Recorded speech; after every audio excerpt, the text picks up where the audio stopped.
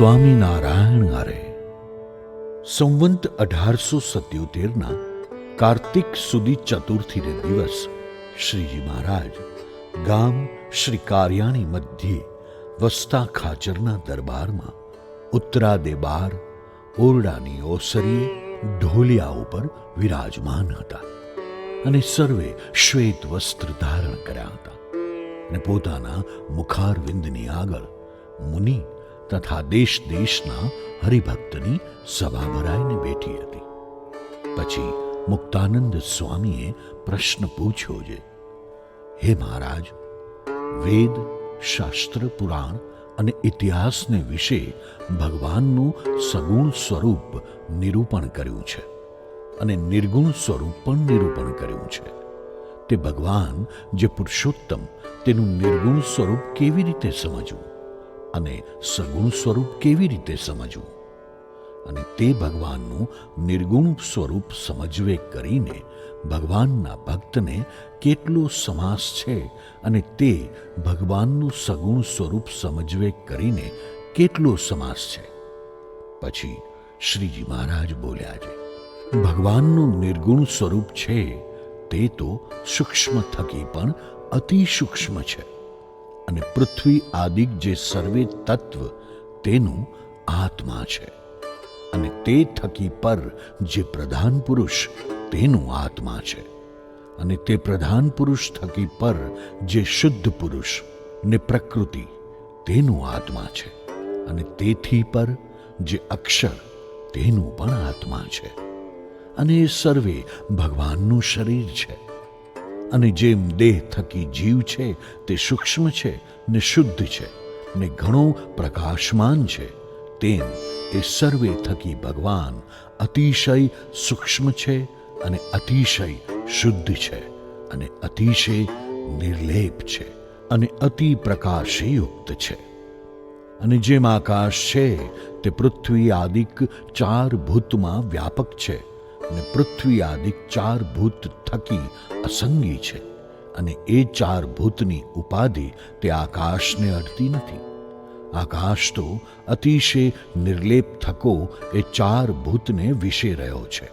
તેમ પુરુષોત્તમ ભગવાન સર્વના આત્મા રૂપે કરીને સર્વને વિશે રહ્યા છે, તો પણ અતિશય નિર્વિકાર છે ને અસંગી છે ને પોતે પોતાને સ્વભાવે યુક્ત છે અને તે સરખો થવાને કોઈ સમર્થ નથી થતો.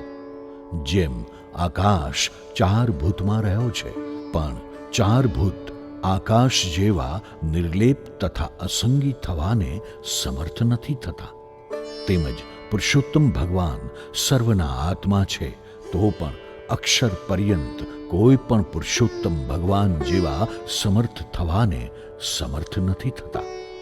એવી રીતે જે અતિશય સૂક્ષ્મપણું અને અતિશય નિર્લેપપણું અને અતિશય શુદ્ધપણું અને અતિ અસંગીપણું અને અતિશય પ્રકાશયુક્તપણું અને અતિશય ઐશ્વર્યયુક્તપણું તે એ ભગવાનની મૂર્તિને વિશે નિર્ગુણપણું છે.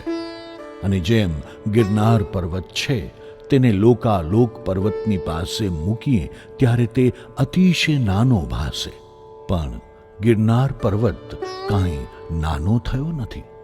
એ તો લોકાલોકની અતિશય મોટાઈ આગળ નાનો જણાય છે.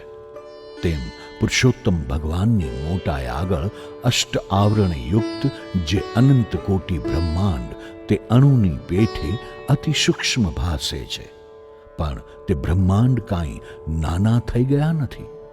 એ તો ભગવાનની મોટપ આગળ નાના જણાય છે. એવી રીતે ભગવાનની મૂર્તિને વિશે જે અતિશય મોટાય તે ભગવાનનું સગુણપણું છે. ત્યારે કોઈકને એમ આશંકા થાય છે, ભગવાન નિર્ગુણ રૂપે તો અતિ સૂક્ષ્મ કરતાં પણ સૂક્ષ્મ છે અને સગુણ રૂપે તો અતિ સ્થૂલ કરતાં પણ સ્થૂલ છે. ત્યારે એ 2 રૂપનું ધરનારું જે ભગવાનનું મૂળ સ્વરૂપ તે કેવું છે? તો તેનો ઉત્તર એ છે જે પ્રકટ પ્રમાણ મનુષ્યાકારે દેખાય છે એ જ ભગવાનનું સદાય મૂળ સ્વરૂપ છે. અને નિર્ગુણપણું અને સગુણપણું એ તો એ મૂર્તિનું કોઈક અલૌકિક ઐશ્વર્ય છે. જેમ શ્રી કૃષ્ણ ભગવાન બ્રાહ્મણના પુત્રને લેવા સારું અર્જુન સહિત રથે બેસીને ચાલ્યા, તે લોકાલોક પર્વતને ઉલ્લંઘીને માયાનું તમ આવ્યું તેને સુદર્શન ચક્રે કરીને કાપીને તેથી પર જે બ્રહ્મ જ્યોતિ તેને વિશે રહ્યા જે ભૂમા પુરુષ તેની પાસેથી બ્રાહ્મણના પુત્રને લઈ આવ્યા. ત્યારે તે રથ ને ઘોડા તે માયિક હતા ને સ્થૂલ ભાવે યુક્ત હતા, પણ તે શ્રી કૃષ્ણ ભગવાનને યોગે કરીને અતિ સૂક્ષ્મ ને ચૈતન્ય રૂપે થઈને ભગવાનના નિર્ગુણ બ્રહ્મધામને પામ્યા.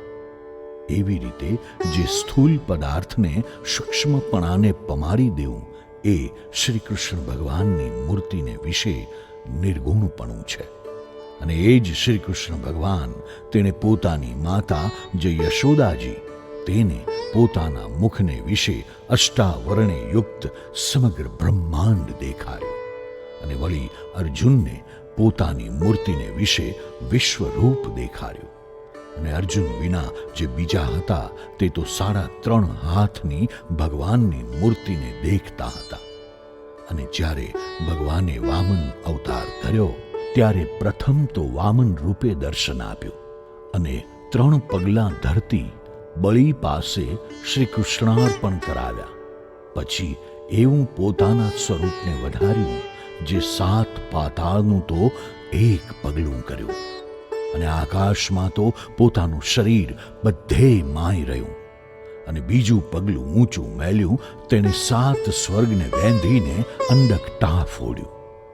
એવું જે ભગવાનનું મોટું સ્વરૂપ થયું તેને બળી રાજાએ દીઠું, અને બળી વિના જે બીજા હતા તેણે તો જેવું વામન સ્વરૂપ ભગવાને ધારણ કર્યું હતું તેવું ને તેવું દીઠું. એવી રીતે જે ભગવાનને વિશે જે અતિશય મોટાઈ થકી જે મોટાઈ દેખાય એ ભગવાનની મૂર્તિને વિશે સગુણપણું જાણવું.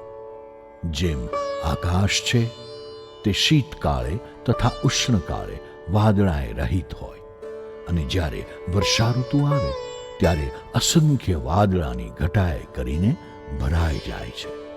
તે કાળે કરીને આકાશમાં વાદળા ઉપજે છે ને પાછા લીન થઈ જાય છે.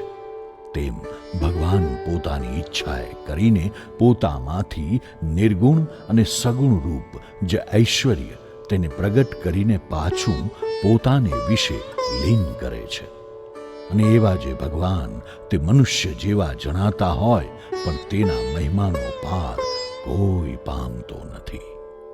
અને જે ભક્ત એવી રીતે ભગવાનની મૂર્તિમાં નિર્ગુણપણું ને સગુણપણું સમજે તે ભક્તને કાળ, કર્મ અને માયા તે બંધન કરવાને સમર્થ થતા નથી, અને તેને 8 પહોર અંતરમાં આશ્ચર્ય રહ્યા કરે છે. ઇતિ વચનામૃતમ. એવી રીતે કાર્યાણીનું 8મું વચનામૃત થયું.